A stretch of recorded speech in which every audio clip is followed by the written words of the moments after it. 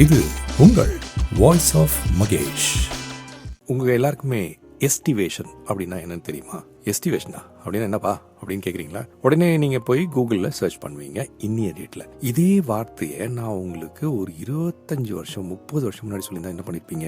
கடகடன் போயிட்டு ஒரு டிக்ஷனரி எடுத்து அந்த டிக்ஷனரியில் பேப்பரை புரட்டி பார்த்து ஆல்ஃபபெட்ஸில் எங்கே இருக்குன்னு பார்த்து அதுக்கான வார்த்தையோடைய அர்த்தத்தை தெரிஞ்சிருப்பீங்க. ஸோ டிக்ஷனரி நம்ம யூஸ் பண்ணிட்டு இருக்கோம் அந்த காலத்துலேருந்து இந்த காலம் வரைக்கும். இன்னைக்குமே டிக்ஷனரி யூஸ் பண்ணுறவங்க நிறைய பேர் இருக்காங்க. கூகுள் அப்படின்ற ஒரு சர்ச் இன்ஜின் இருந்தாலும் டிக்ஷனரியை டிபெண்ட் பண்ணியிருக்கவங்களுக்கு இது ரொம்ப ஒரு சுவாரஸ்யமான ஒரு விஷயமா கூட இருக்கலாம். டிக்ஷனரி அப்படின்னு சொல்லும்போது உங்க எல்லாருக்குமே தெரியும், அதுல பல வார்த்தைகள் இருக்கு. நம்ம போய் தேடி பார்த்து அதோட அர்த்தத்தை புரிஞ்சுக்கிறதுக்கு. ஆனா இந்த டிக்ஷனரியில யாருப்பா இந்த வேர்ட்ஸ் எல்லாம் ஆட் பண்றது?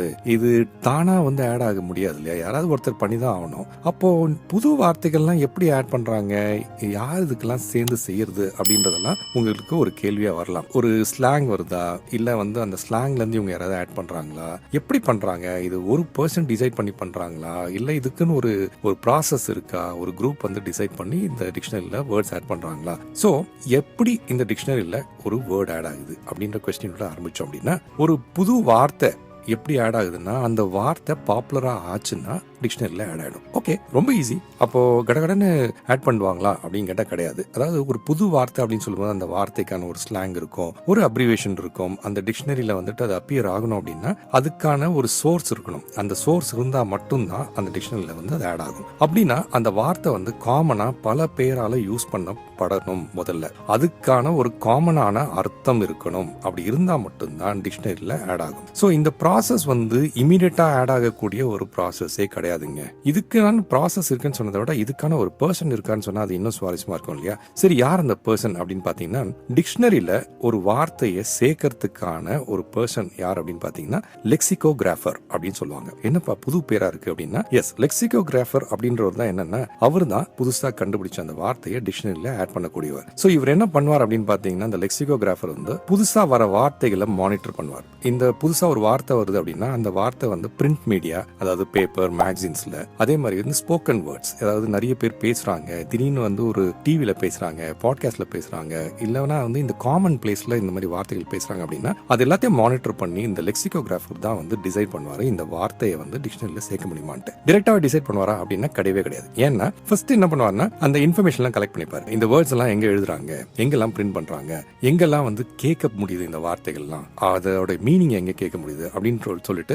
ஃபுல்லுத்தையுமே ஒரு டேட்டா பேஸ்ல ஸ்டோர் பண்ணி வச்சுப்பார். டேட்டா பேஸ்ல ஸ்டோர் பண்ணி வச்ச ஒரு பாடு அந்த வார்த்தையோட டேட்டா பேஸ் இருக்கு இல்லையா, அதை ஒரு ரிசர்ச் டீம் கிட்ட கொடுத்துருவாங்க. இந்த ரிசர்ச்சர்ஸ் என்ன பண்ணுவாங்கன்னா பயங்கர ஆக்டிவா பல இடங்கள்ல இந்த வேர்ட்ஸ் எப்படி யூஸ் பண்றாங்க, அதோட பேக்ரவுண்ட்ஸ்ல என்னென்ன இருக்கு, இது ஒரே கான்டினென்ட்ல மட்டும் யூஸ் பண்றாங்களா, ஒரே கண்ட்ரில யூஸ் பண்றாங்களா, நிறைய இடங்கள் யூஸ் பண்றாங்களா அப்படின்ற எல்லா விஷயத்தையும் இந்த ரிசர்ச்சர்ஸ் கேதர் பண்ணுவாங்க. சோ இதெல்லாம் கேதர் பண்ண ஒருபாடு ஒரு அடிக்குவேட் எவிடன்ஸ் இருக்கு, இந்த வார்த்தை எல்லா இடத்துலயும் போய் ரொம்ப சர்வசாதாரணமா யூஸ் பண்ண ஆரம்பிக்கிறாங்க, எல்லா இடத்துலயுமே இதுக்கு காமனான மீனிங் தான் யூஸ் பண்றாங்க அப்படின்னு தெரிய வந்ததுன்னா, தென் லெக்சிகோகிராஃபர் he will take it forward to print that word in the latest edition of the dictionary. So அவர் தான் டிசைட் பண்ணிட்டு, ஓகேப்பா வந்தாச்சு, இந்த வார்த்தை எல்லாமே சொல்றாங்க, கரெக்டா யூஸ் பண்றாங்க எல்லாரும், அதுக்கு இதான் அர்த்தம், ஓகே இனிமேட் நம்ம இதை பிரிண்ட் பண்ணிடலாம் சொல்லி டிசைட் பண்ணி அதை டிக்ஷனரியில பிரிண்ட் பண்ணுவார். ஃபார் எக்ஸாம்பிள், நம்ம எல்லாருக்குமே தெரிஞ்ச ஒரு ஃபேமஸான நேம் அப்படின்னு பாத்தீங்கன்னா ஆக்ஸ்போர்ட் இங்கிலீஷ் டிக்ஷனரி. இது ஒரு வருஷத்துக்கு 4 தடவை அப்டேட் பண்றாங்க. சும்மா ஒரு எக்ஸாம்பிளுக்காக சொல்றேன், உடனே ரெஃபர் பண்ணாதீங்க.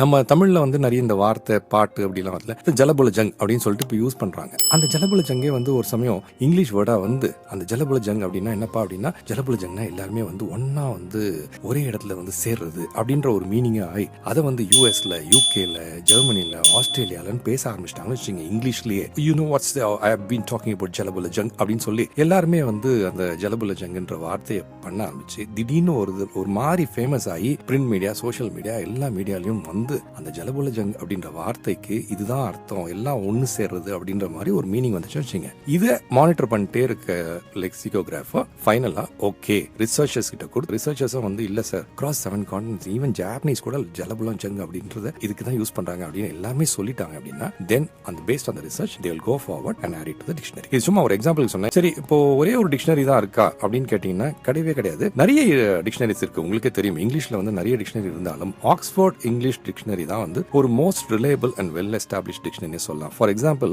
இந்த ஆக்ஸ்போர்ட் டிக்ஷனரின்னு பாத்தீங்கன்னா பல வருடங்களாவே இருக்கு. இது கிட்டத்தட்ட வந்து இதுல 6 லட்சத்துக்கும் மேற்பட்ட வார்த்தைகள் இருக்கு. கொட்டேஷன்ஸ் சொல்லுவாங்க டிக்ஷனரியில. அது வந்து மோர் தென் 3 மில்லியன் கொட்டேஷன்ஸ் ரெஃபரன்சஸ் இருக்கு அது உள்ள. இந்த ஆக்ஸ்போர்ட் டிக்ஷனரியை முதல்ல அவங்க வந்து கிரியேட் பண்ணணும் அப்படின்னு நினைக்கும் போது அவங்க என்ன பண்ணாங்கன்னா, சரிப்பா இந்த வார்த்தைகள்லாம் கிரியேட் பண்ணிட்டு பண்ணிடலாம் அப்படின்னு நினைக்கும் போது அவங்க எஸ்டிமேட் பண்ண டைம் வந்து 10 இயர்ஸ் ஆகும் அப்படின்னு சொல்லி எஸ்டிமேட் பண்ணிருக்காங்க கம்ப்ளீட் பண்றதுக்கு. ஆனா ஆரம்பிக்கும் போது முதல் வார்த்தையா ஆண்ட், அதாவது எறும்பு இருக்கு இல்லையா, ANT, அதை வந்து ரிசர்ச் பண்ணி சரி இதை முதல்ல சேர்க்கணும், அதுக்கான ஒரு காமன் மீனிங் எடுத்து அதை ரிசர்ச் பண்ணி நான் சொன்னேன் இல்லையா அந்த ப்ராசஸ் மூலமா பண்ணோம் அப்படின் போது இட் டுக் ஆல்மோஸ்ட் 5 இயர்ஸ் அவங்களுக்கு அந்த டாஸ்கை முடிச்சு அந்த முதல் வார்த்தையை உள்ள கொண்டு வரதுக்கு. இதெல்லாம் நமக்கு தெரியாது, நம்ம வந்து ஆட்டோமேட்டிக்கா டிக்ஷனரியில் வந்துச்சு நினைப்போம். ஆகஸ்ட் 1879 இந்த ஒர்க் ஆரம்பிச்சிருக்காங்க. முதல்ல எத்தனை வருஷத்துல முடிக்கலாம்னு நினைச்சாங்க, 10 வருஷத்துக்குள்ள முடிச்சிடலாம் ஃபர்ஸ்ட் டிக்ஷனரி நினைச்சாங்க இல்லையா. அன்பார்ச்சுனேட்லி அவங்களுக்கு எடுத்துக்கிட்ட காலம் பாத்தீங்கன்னா கிட்டத்தட்ட 50 இயர்ஸ் ஆயிருக்கு கம்ப்ளீட் பண்றதுக்கு. ஆகஸ்ட் 1879 ஆரம்பிச்சு 1928 தான் அவங்க முடிச்சு முதல் வால்யூமை பப்ளிஷ் பண்ணிருக்காங்கன்னா பாருங்களேன் எவ்வளோ எஃபர்ட் எடுத்துக்கணும் அந்த காலத்துலன்ட்டு. நம்ம சர்வசாதாரணமா அப்படி டிக்ஷனரி போட்டு பார்த்துட்டு ஐயோ போப்பா இதெல்லாம் முடியாது நான் வந்து கூகுளில் சர்ச் பண்ணணும்னு சொல்றோம். பட் இதுக்கான மூல காரணம், மூல கர்த்தா அப்படின்னு பாத்தீங்கன்னா இவ்வளோ வருஷத்துக்கு முன்னாடி நடந்திருக்கு. டிக்ஷனரியில வேர்ட் சேர்க்கிறாங்க இல்லையா, அப்ப நீங்க கேட்கலாம் ஏன்பா வேர்டு சேர்க்கிறாங்க, அப்ப அதே மாதிரி ஒரு வேர்டை ரிமூவ் பண்ணுவாங்க அப்படின்னா டிக்ஷனரியில இருந்து வேர்டை இன்னைக்குமே ரிமூவ் பண்ண மாட்டாங்க. ஃபார் எக்ஸாம்பிள், இப்போ ஒரு வேர்டை ஆட் பண்ணிட்டாங்க, ஆனா ஒரு 10 வருஷம் கழிச்சு அந்த வேர்டை வந்து யாருமே யூஸ் பண்ணல, பேசும்போதும் சரி எழுதும் போதும் சரி அந்த வேர்டை வந்து யூஸ் பண்ணல அப்படின்னா ஆக்ஸ்போர்ட் என்ன சொல்லிருக்காங்கன்னா we never remove it. அந்த வேர்ட் வந்து அவுடேட் ஆயிடுது அப்படின்னா டிக்ஷனரியில they will label the word as obsolete. இது வந்து இதுக்கு மேல உபயோகப்படுத்தப்படவில்லை அப்படின்ற ஒரு அர்த்தத்துக்காக obsolete சொல்லி போட்டுருவாங்க. இதுதான் வந்து டிக்ஷனரியோடைய ஒரு பிராக்டிஸ்.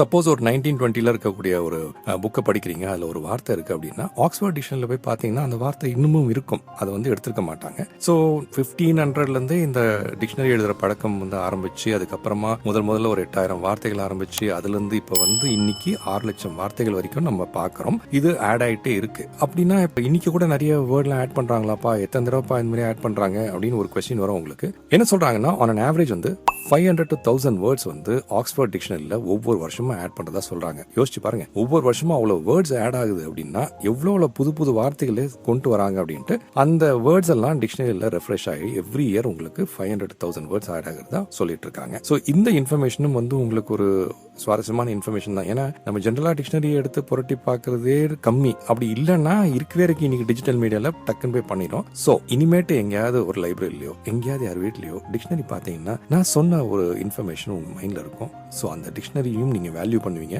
அதுக்குள்ள இருக்கிற வார்த்தையும் வேல்யூ பண்ணுவீங்க.